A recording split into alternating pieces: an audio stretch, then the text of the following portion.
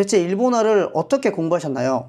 일본어를 어떻게 잘하게 되셨나요? 라고 말씀을 해주시거든요. 저는 여태까지 일본어라는 거를 단 한 번도 공부해 본 적이 없습니다. 일본에 있는 이제 히라가나, 가타카나, 한자 이 세 가지를 모두 모릅니다. 스이마센 써보세요. 못 씁니다.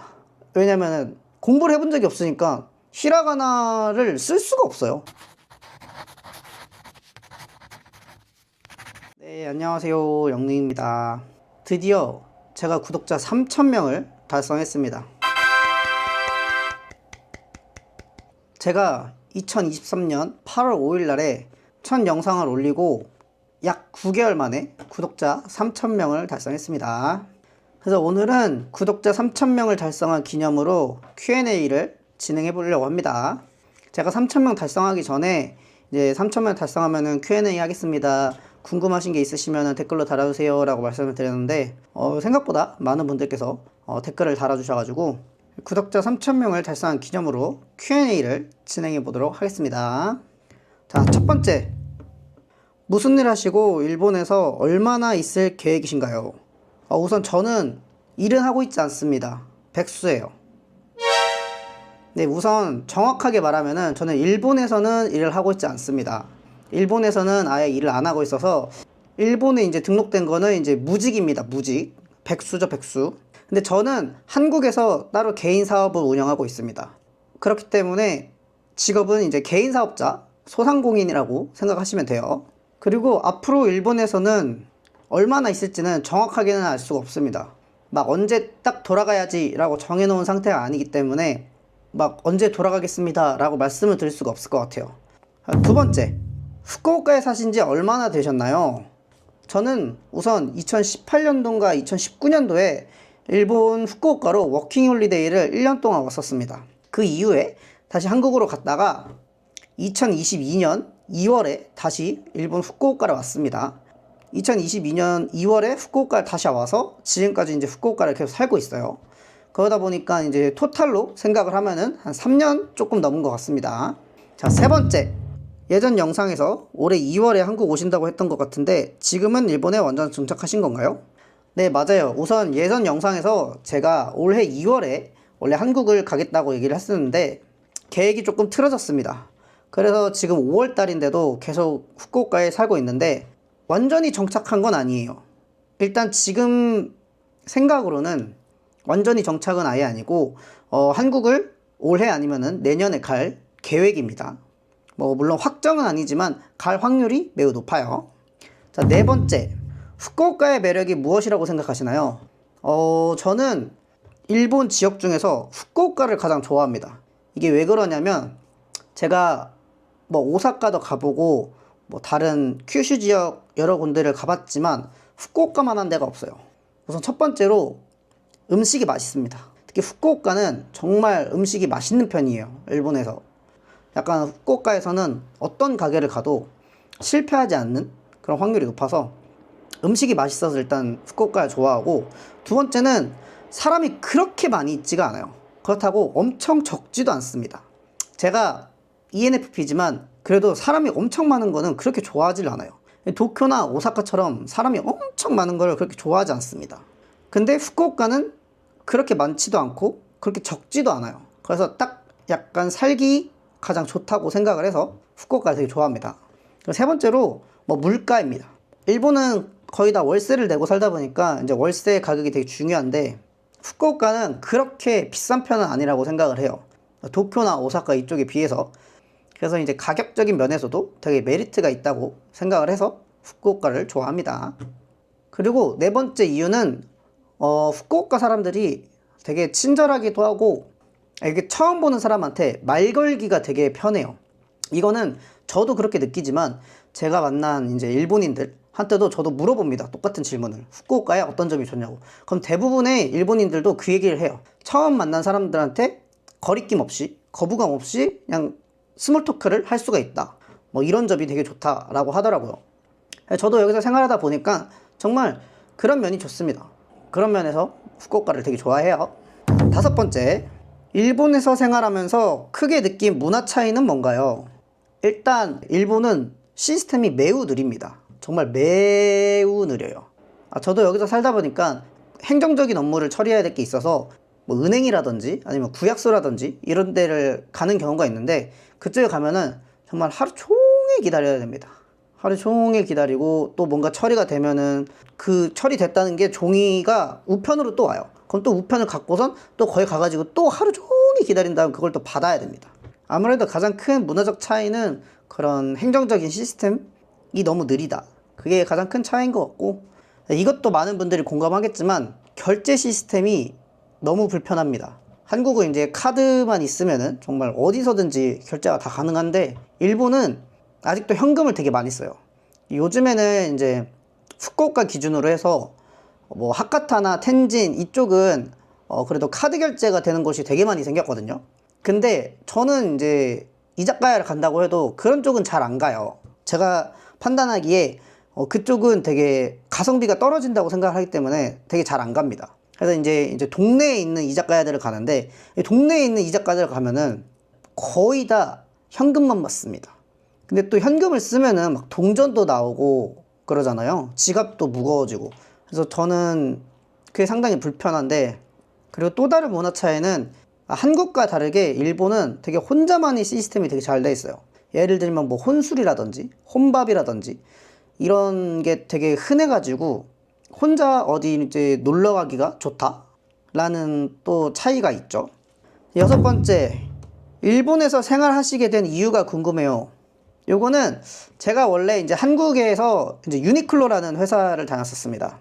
유니클로라는 회사를 다녔었는데, 그때 당시에는 이제 코로나 전이었는데, 그때는 이제 직장의 높은 상사들이 대부분이 일본 사람들이었어요. 제가 대전에서 유니클로 생활을 시작했었는데, 그때 마침 그 저희 대전 담당 코치님이 일본 사람이었어요.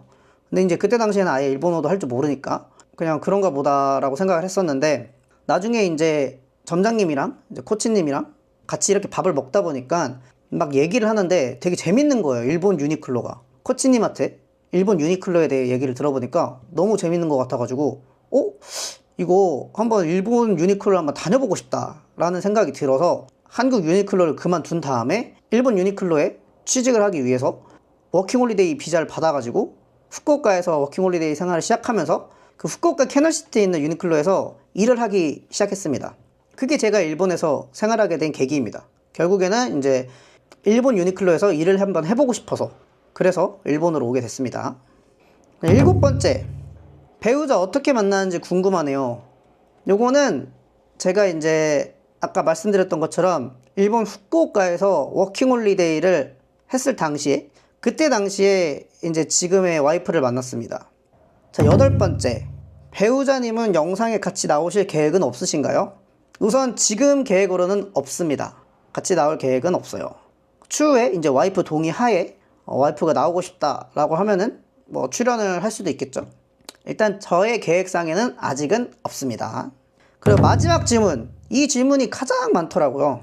영상 보면 회화 위주의 일본어를 구사하시는 것으로 보이는데 일본어 공부하신 방법이 좀 특이할 것 같아요. 저도 회화를 좀 빨리 습득하고 싶은데요. 공부하신 방법이 궁금합니다. 이번 Q&A를 진행하면서 가장 많은 분들이 궁금해하신 게 도대체 일본어를 어떻게 공부하셨나요? 일본어를 어떻게 잘하게 되셨나요? 라고 말씀을 해주시거든요. 그래서 그거에 대한 답변을 드리도록 하겠습니다. 우선 제가 앞에도 말씀드렸지만 저는 2019년도쯤에 일본 후쿠오카로 워킹홀리데이를 왔습니다. 그래서 그때 당시에는 일본어를 다른 3개만 구사할 줄 알았어요. 첫 번째로 오하요 고자이마스, 두 번째 스이마센, 세 번째로 아리가또 고자이마스. 이렇게 3개만 할 줄 아는 상태로 일본 후쿠오카로 워킹홀리데이를 왔고, 그때 당시에 이제 일본 유니클로에 취직하고 싶어서 왔잖아요. 그래서 그때 당시에 인터넷으로 일본 유니클로 면접 막 이렇게 검색해가지고, 그러면 네이버에 블로그를 써주신 분들이 계세요. 그거에 대한 예상 질문을 전부 다 한글로 쓴 다음에 그거에 받는 답변도 전부 다 한국어로 쓴 다음에 그냥 아예 통째로 외워서 갔습니다. 그래서 결국에는 저는 유니클로 3군데랑 지유 1군데를 면접 봤었는데, 유니클로 1군데랑 지유 1군데는 떨어졌습니다. 그리고 나머지 유니클로 2군데, 지금은 없어진 캐널시티 유니클로점이랑 텐진의 미나텐진점이 있었는데 지금은 이제 리모델링이 됐죠. 건물이 아예. 그렇게 2군데를 합격을 했었습니다. 그때 당시에 이제 유니클로에서 일을 하면서 거기 동료들이 많이 가르쳐 줬습니다. 그 친구들한테 이제 손발짓 해가면서 배운 일본어입니다. 저는 여태까지 일본어라는 거를 단 한 번도 공부해 본 적이 없습니다. 그래서 저는 기본적으로 일본에 있는 이제 히라가나, 가타카나, 한자 이 세 가지를 모두 모릅니다. 전 몰라요. 히라가나로 뭐 스이마센 써보세요. 못 씁니다. 왜냐면은 공부를 해본 적이 없으니까 히라가나를 쓸 수가 없어요. 근데 이제 제가 아무래도 일본 후쿠오카에서 산 짬밥이 있잖아요. 그래서 메뉴판 같은 거는 대충 내가 자주 먹는 거는 읽을 수가 있습니다. 예를 들면은 뭐 나마비르, 하이보르, 쇼츠, 뭐 니혼슈. 이제 술을 너무 좋아하니까 술 종류들은 뭐 메뉴판에서 읽을 수는 있습니다. 먹는 메뉴들도 제가 뭐 좋아하는 거, 뭐 라멘, 스시, 뭐 가라게 이런 거는 읽는데 또 쓰라고 하면은 못 써요. 그냥 이렇게 메뉴판을 계속 보면서 눈으로 익힌 일본어기 때문에 저는 아예 쓸 수가 없습니다. 이제 2022년에 후쿠오카로 다시 와서는 일본어 공부를 어떻게 했냐면 저는 무조건 사람들이랑 얘기를 하면서 일본어를 배웠어요. 모르는 단어가 있으면은 그 사람한테 물어봅니다. 이 단어의 뜻이 뭐냐고. 이렇게 대화하다가 모르는 단어가 있으면 이 단어가 무슨 뜻이야? 라고 하면은 이 친구들이 이렇게 삥 돌아서 설명을 해줘요. 예를 들어서 하시라는 게 젓가락이라는 단어인데 얘기하다가 뭐 하시라는 단어가 나오는데 하시라는 단어를 몰라요. 그러면은 그 친구한테 물어보는 겁니다. 하시가 뭐야? 라고 물어보면 그 친구가 이렇게 돌려서 설명을 해줘요. 예를 들어서 뭐 음식을 먹을 때 쓰는 도구라든지 아니면 손으로 이렇게 표현을 해주겠죠. 그러면은 그거를 메모를 해놓습니다. 어차피 하시라는 걸 일본어로 쓸 줄 모르니까 한국어로 그냥 하시 한 다음 젓가락 이렇게 써놓은 다음에 그 순간에는 당연히 술을 먹으니까 기억이 안 나는 건 당연합니다. 그러면 이제 다음날 돼서 술이 깨면은 이제 한번 이렇게 쓱 보는 겁니다. 그러면서 이렇게 터득한 일본어예요. 거의 기본은 유니클로에서 배웠지만 사실상 지금 이렇게 일본어를 잘하게 된 이유는 술집에서 술 마시면서 다양한 사람들이랑 얘기하다 보니까 이렇게 잘해진 거거든요. 특히 타치노미 이런 데 가가지고 모르는 사람들이랑 직원들이랑 얘기하다 보면은 이게 익숙이 돼가지고 점점 잘해집니다. 근데 또 같은 사람이랑 매번 얘기하는 거는 의미가 없어요. 사람마다 쓰는 단어도 다르고 악센트도 다르기 때문에 여러 사람들이랑 새로운 사람들이랑 많이 대화를 해보셔야 됩니다. 그게 제가 일본어를 공부하는 방법입니다. 일본어도 좀 재밌게 배워보자 라는 마인드에서 접근한 게 이 방법이었어요. 술을 난 안 좋아한다. 그런 분들도 타치노미나 이자카야 가서 소프트 드링크 마시면 되거든요. 타치노미에서도 술 안 마신다고 뭐라는 사람 아무도 없습니다. 그래서 그냥 타치노미 가가지고 소프트 드링크 뭐 콜라나 우롱차나 이런 거 주문해가지고 그거 마시면서 옆에 있는 사람들이랑 얘기하면 됩니다. 모르는 거 있으면은 꼭 메모해놓고 그렇게 공부를 하시면은 스트레스도 없이 엄청 빠르게 일본어를 터득하실 수가 있어요. 뭐 일본에 지금 올 수 있는 상황이 아니다 그러시면은 최근에는 그런 것도 되게 많더라고요. 뭐 회화 서비스 전화 어플? 그런 것도 있고 아니면 뭐 제가 했던 것처럼 그런 헬로톡 같은 그렇게 외국인이랑 서로 언어 교환해주는 그런 어플이 있어요. 그런 것도 이용해가지고 일본인 친구들을 사귀어가지고 텍스트로 얘기를 해도 되고 전화를 할 수도 있으니까 전화를 통해서 이렇게 회화 공부를 하시는 거를 추천드립니다. 네, 그럼 오늘 이렇게 구독자 3,000명을 달성한 기념으로 Q&A를 진행해 봤는데 제가 이제 처음에 유튜브를 시작할 때 솔직히 1,000명도 못 갈 거라고 예상을 했거든요. 근데 이제 많은 분들께서 좋게 봐주셔가지고 이렇게 구독자 3,000명까지 오게 되었습니다. 정말 다시 한번 감사드립니다. 네, 앞으로도 그러면은 후쿠오카의 다양한 정보와 재밌는 영상들을 많이 올릴 테니까 꼭 구독과 좋아요 해주신 다음에 꼭 지켜봐 주셨으면 감사하겠습니다. 네, 그럼 오늘도 영상 봐주셔서 감사하고 다음에 더 좋은 영상으로 찾아오도록 하겠습니다. 감사합니다.